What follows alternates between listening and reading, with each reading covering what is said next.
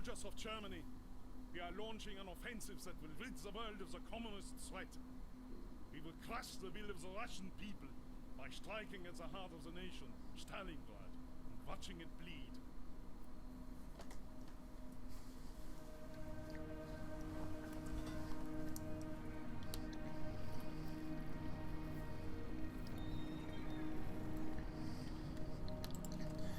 You know, Mr. Announcer Man, I wouldn't exactly consider Stalingrad the heart of the Soviet Union. Just kind of saying, it's kind of like, yeah, just bad way to put it. Anyway, welcome back everyone to Let's Replay Axis and Allies. In the last episode, we ended up going through the alternate battle of El Alamein, and now we're playing as this douche-ass who was here that annoyed us during the Allied campaign version of Stalingrad. So, the objectives are pretty much the same. Go ahead, take cities, you have to capture Stalingrad as quick, and that's not Stalingrad. You have to capture Stalingrad as quickly as you can. They have a whole bunch of really crappy conscripts here, and you have one enemy over in this region, you have another one up in this region. But what I'm going to do, first off, I'm going to go ahead and cut out my prepping and starting everything, so I will be right back. Okay, and we are back. Now, one thing you can do with the starting units that you end up having, which I no longer have, the starting units, you can send one unit over to take this city right here, and you can also send one to come and take this one. You can normally keep them. Sometimes you have to deal with like a AI unit coming over there, but normally you will gain a little bit of funds. Now, as per usual, I have my anti-tank. I have a full amount of artillery half-trucks because I have two artillery tanks that ended up being essentially left over. Because with the Germans and their army divisions, you end up gaining 4 slots per division compared to the regular 3.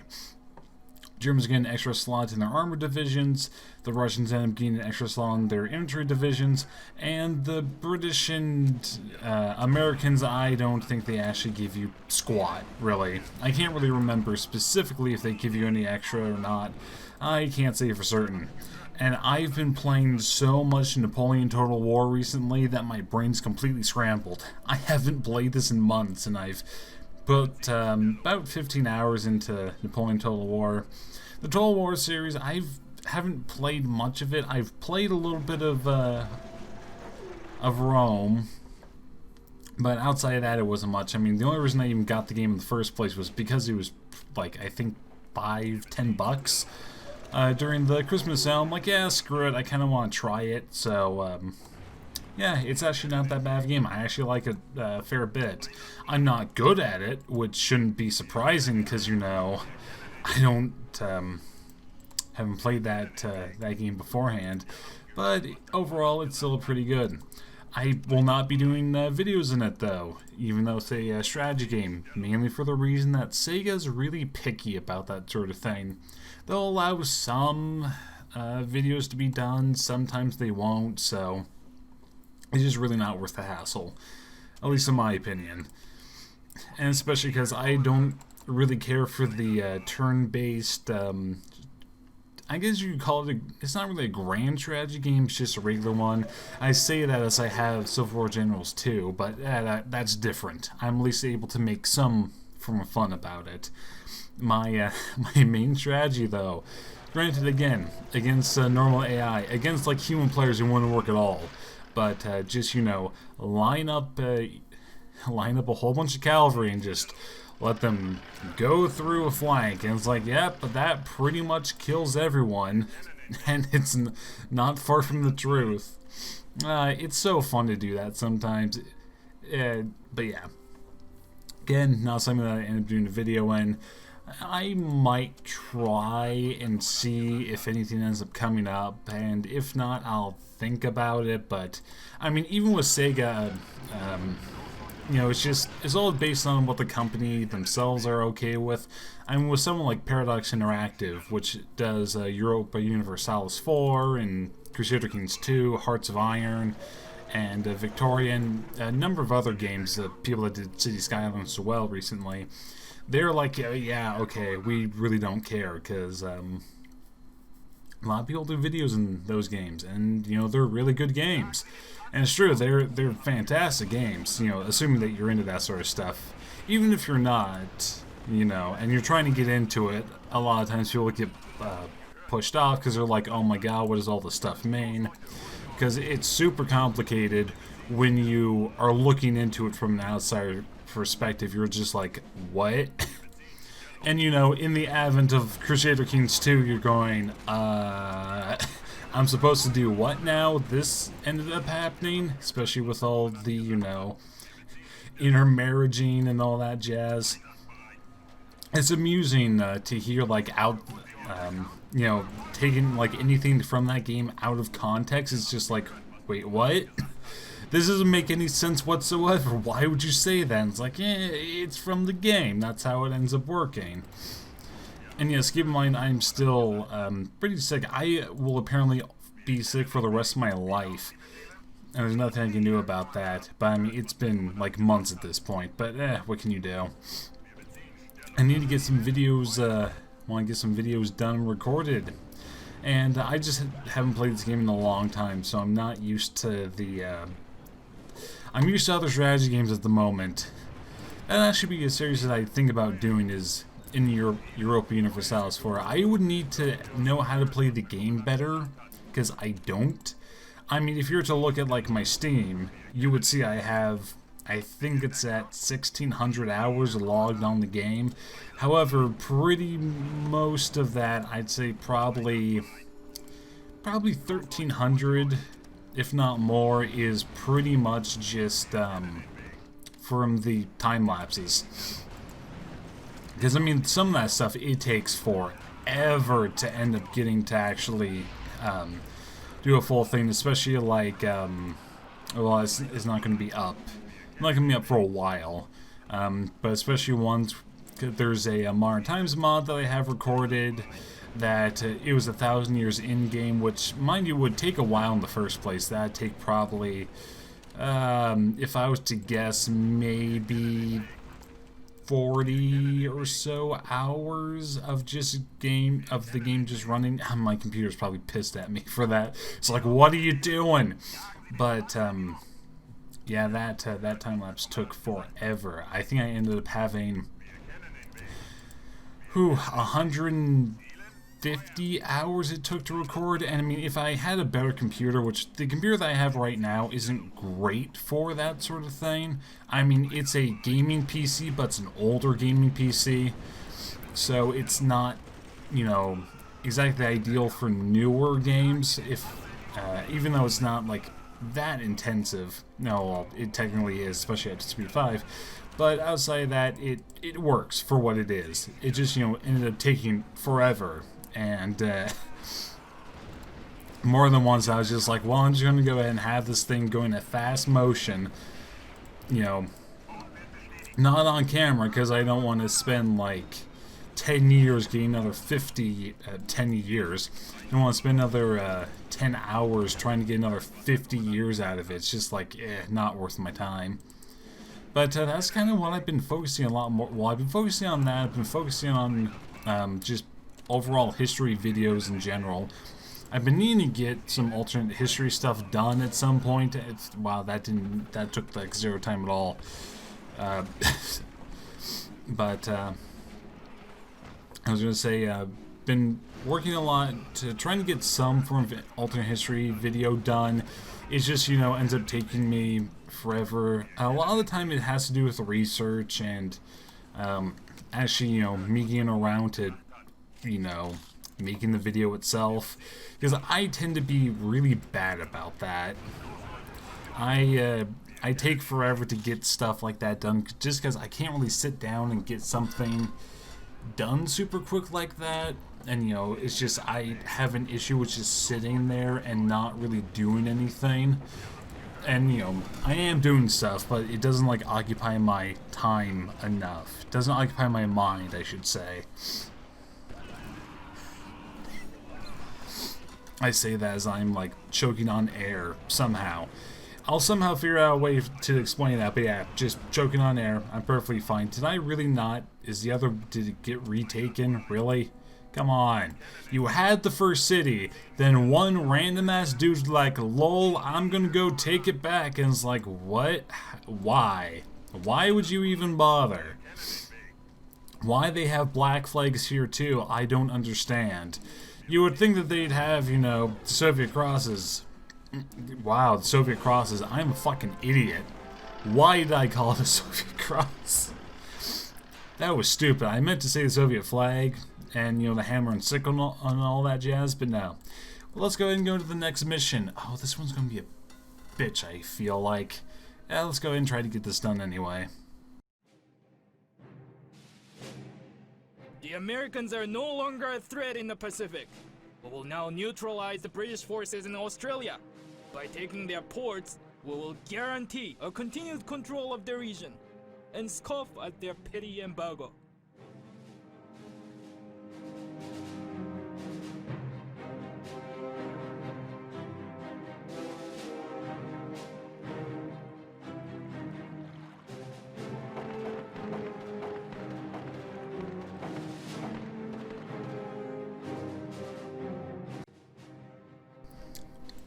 There's a bit of an issue with calling it a petty embargo, especially considering the fact that, you know, the entire reason that you went to war with them in the first place was honestly because of the embargo.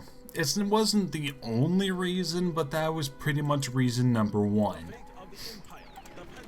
Now, I actually, and I know this is cheating, I don't remember this map at all. Oh, okay. Now I do.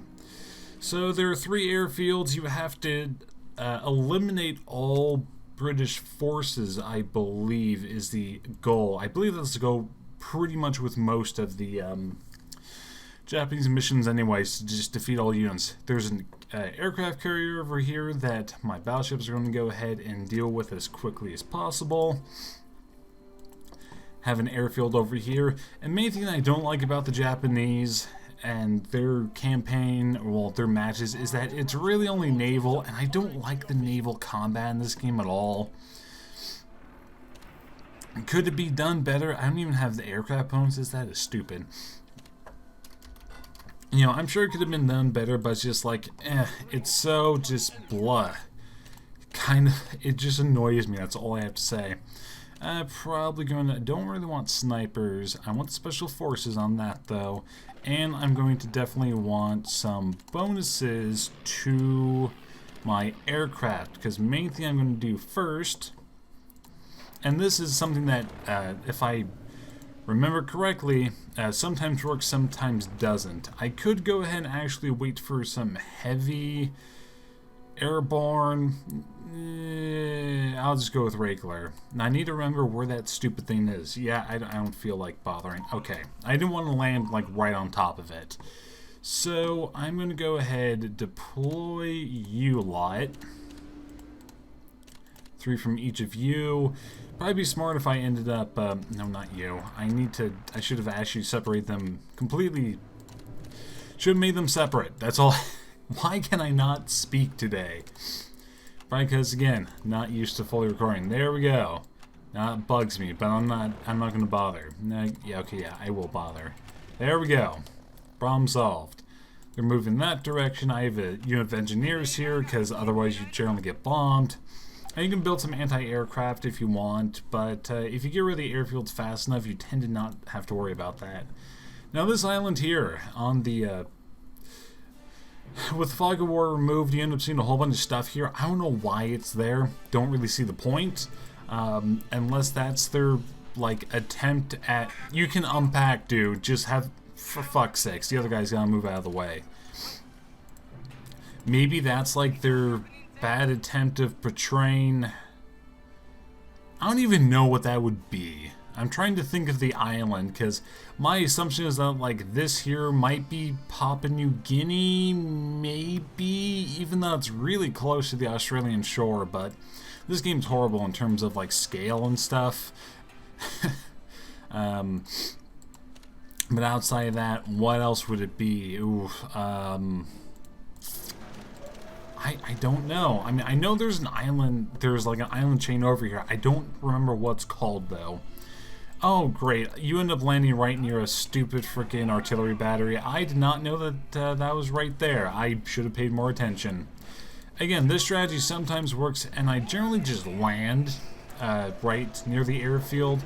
I just didn't want to do that because I didn't want my planes to get shot down, and then, you know, the men themselves getting shot down, because that produces bad things, and all that jazz happens. And for a second, I was like, oh, I need to send my general over to help try to rally these men. And I'm like, oh, wait a minute, that's not how this game works. Go ahead and bombard each of you super quick. I can move you, but I really don't feel like it. All of you go ahead, and I need you to deal with this thing super quick, preferably without getting your asses bombed, but I think that's a little bit too late, because they're sending like all their units against me. Well, I should say all their planes. They might be able to destroy it though, probably not. You're taking a huge beating. Well, I was going to say probably because they ended up bombing you primarily. Will you guys be able to do it? Yes, thank God. Because I kind of did not want to send more planes out against that. Go ahead and move you through there. I could actually probably go ahead and deploy some even more. I'm going to lose this battleship though, I'm almost certain. Because, yeah, I'm like doing no damage to this guy. At least in terms of the damage that he's ended up doing to me. But yeah, gonna lose one, but that'll be fine. I should be okay. Hopefully. Maybe. Probably not. You move you down here. They don't start with many land units. So that's another thing you don't have to really worry about. They have a few, but it's pretty minor. Run you back down. I'm going to go ahead and deploy some more, just because I can.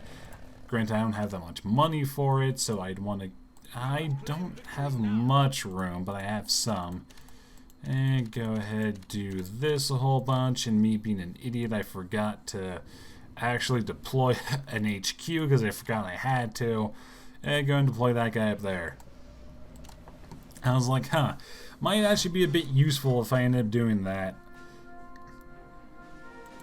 Now, what is over here besides units? Nah, go ahead and just die in a blaze of glory. There's not much glory, but you can at least die honorably, maybe? No, that was a bit too much.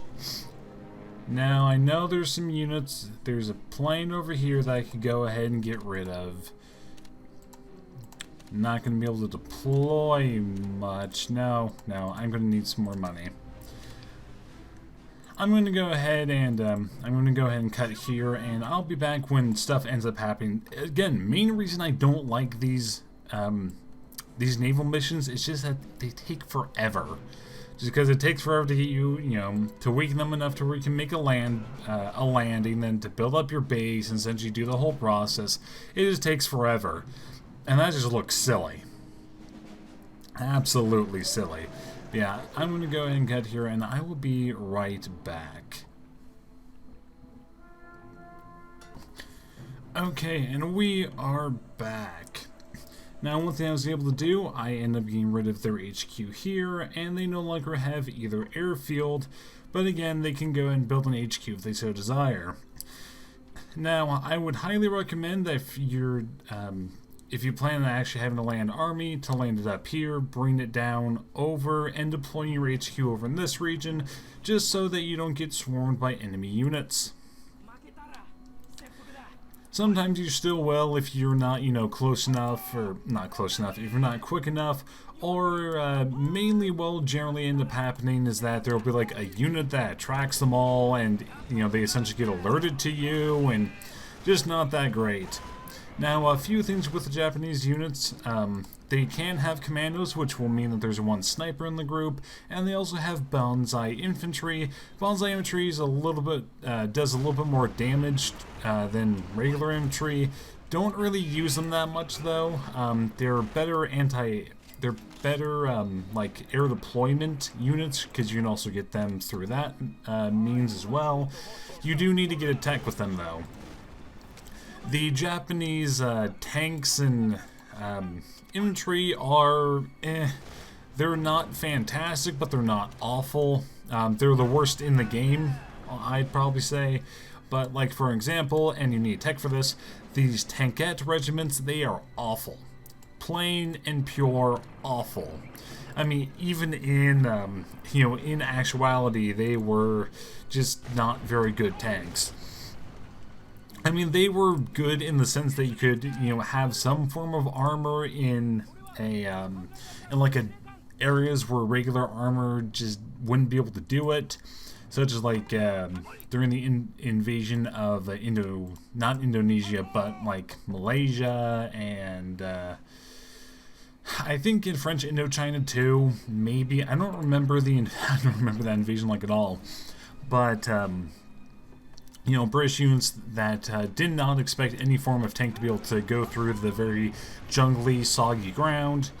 They were essentially perfect for that sort of thing, where they wouldn't be coming up against anything like in terms of like heavy equipment or of that sort. I mean, I think even the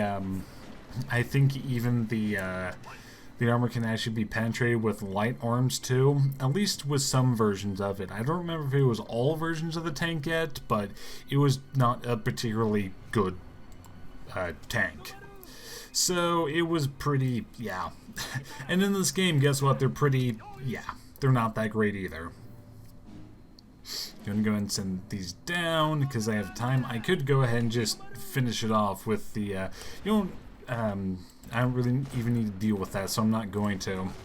Main thing with this game is that the Japanese, they never get automatic weaponry, which kind of sucks, but it's fine, I guess. The game's a little bit laggy too. I think probably just because I have other stuff that's holding it down. That, and if I record for too long, this game does not like to record. Now keep in mind that the Japanese maps especially like to crash. So if that ends up happening too often, then I'm just not going to bother, and I will go ahead and just skip it, because I'm like, yeah, it's really not worth the time to try to do it a few times only to get, have it be destroyed, like, immediately. There's one map in particular, which is the invasion of India, haha, good joke, that is really, really bad about that. I'm just going to also explain a little bit about the actual, quote-unquote invasion of Australia, which never happened, and it wasn't very likely to happen. My knowledge on World War II and the general fronts isn't that great. I haven't really learned much about World War II. I've focused a lot more of my time on the American Civil War and generally pre-modern war in general.